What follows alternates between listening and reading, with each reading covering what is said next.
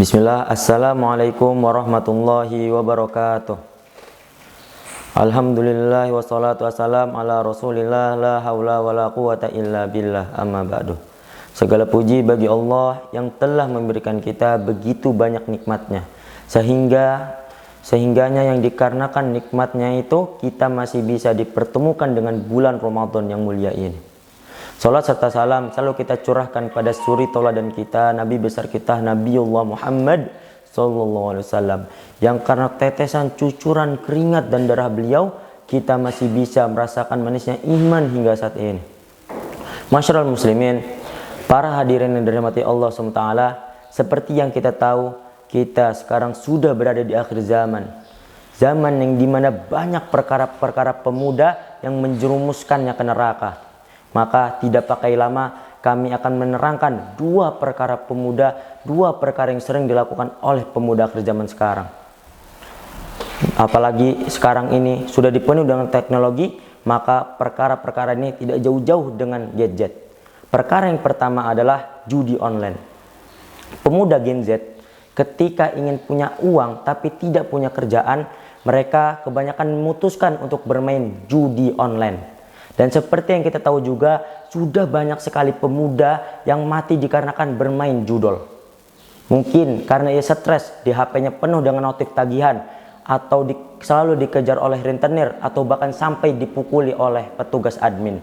Dan hutang pun di mana-mana. Dan ia pun stres dan akhirnya memutuskan untuk bunuh diri. Entah bagaimana dia bisa berpikir bahwa judi itu bisa membuatnya kaya. Padahal Allah SWT berfirman, Bismillahirrahmanirrahim, yas'alunaka 'anil khamri wal maisir qul fihima itsmun kabir. Dan mereka menanyakan kepadamu Muhammad tentang khamr dan judi, dan katakanlah di dalamnya terdapat dosa yang sangat besar sekali. Dan bahkan seorang penyanyi yang bernama Rhoma Irama ketika ia menuliskan lagu yang berjudul Judi, di dalam liriknya itu tertulis, judi itu memang bikin kalian bahagia, tapi judi itu tidak akan bisa membuat kalian kaya. Maka jangan sampai kita berpikir bahwa judi itu bisa membuat kalian kaya. Dan ingatlah para jamaah, para hadirin, maksiat itu ibaratnya seperti api. Kecil-kecil jadi kawan, besar-besar jadi lawan. Dan begitu juga dengan judi. Awal-awal kita dikasih kemenangan, lama-lama malah dikasih kesengsaraan. Maka saya ingatkan sekali lagi, jangan sampai kita merasa bahwa judi itu bisa membuat kita menjadi kaya. Dan perkara yang kedua adalah berhubungan dengan lawan jenis secara haram. Seperti yang kita tahu, sudah banyak sekali kabar bahwa banyak pemuda-pemudi yang nikah muda bukan dikarenakan ia sanggup atau mapan, tapi dikarenakan kebablasan. Dan orang-orang seperti ini kebanyakan berawal mula dari chatan. Setelah chatan ketemuan dan merasa bebas dengan pergaulan, si jantan pun mengajak si betina ini ke hotel, ke kamar, atau bahkan ke semak-semak. Dan disitulah dimulai proses manusia berkembang biak. Dan setelah itu si betina pun hamil dan lahirlah seorang bayi, imut, lucu, haram tapi. Dan disitulah mereka menikah. Dan karena itu juga derajat mereka itu menjadi turun dan hina. Dan mereka pun stres karena hujatan dan hinaan. Dan banyakkan dari mereka melarikan diri atau bahkan sampai bunuh diri. Dan saya ingatkan sekali lagi, wahai para hadirin, maksiat itu ibaratnya seperti api. Kecil-kecil jadi kawan, besar-besar jadi lawan. Maka sama hal juga seperti perkara ini. Awal-awal cinta-cintaan, lama-lama jadi diem-dieman.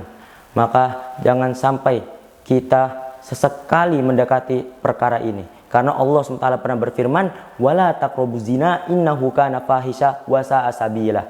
Janganlah kalian mendekati zina. Sesungguhnya itu perbuatan yang sangat keji dan seburuk-buruknya jalan. Maka kita jangan sampai menggunakan gadget kita untuk berbuat kemaksiatan. Masyarul muslimin, para hadirin yang dirahmati Allah SWT. Dan inilah dua perkara yang sering dilakukan oleh pemuda akhir zaman yang bisa menjerumuskannya ke neraka. Maka saya ingin mengingatkan kepada diri saya pribadi dan khususnya kepada para hadirin semua untuk selalu menjauhkan dua perkara ini. Dan jikalau di antara kita khilaf atau pernah melakukannya, segeralah bertobat kepada Allah SWT. Mumpung masih di bulan Ramadan, yaitu bulan yang penuh rahmat, bulan yang penuh ampunan. Maka kita gunakan, kita manfaatkan bulan Ramadan ini dengan banyak-banyak bertobat dan meminta ampunan kepada Allah SWT. Mungkin hanya ini yang bisa kami sampaikan. Kurang lebihnya saya mohon maaf kepada Allah Subhanahu wa ta'ala. Wassalamualaikum warahmatullahi wabarakatuh.